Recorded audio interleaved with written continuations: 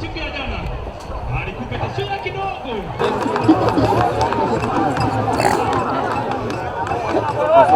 Nĩtũrona gĩkĩro cia mathako nĩ ciũkĩrĩte mũno.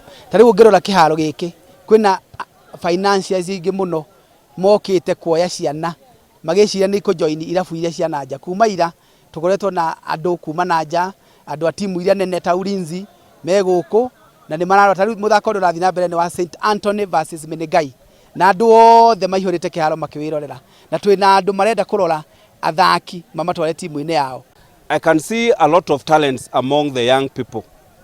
I would wish that the schools in one way or the other to come together to form an academy out of these sports, because these youth need to be given a chance. We need to develop the talent, and as a county we are developing a academic talent center where the best students from our county will be trained and marketed for their talent. Timu ambazo zitachaguliwa kuendelea itakuwa ni timu moja moja kwa kila discipline, na hiyo ndio itawakilisha mkoa wa Rift Valley katika michezo ya kitaifa ambayo itafanyika kule Kakamega kuanzia tarehe 5-6.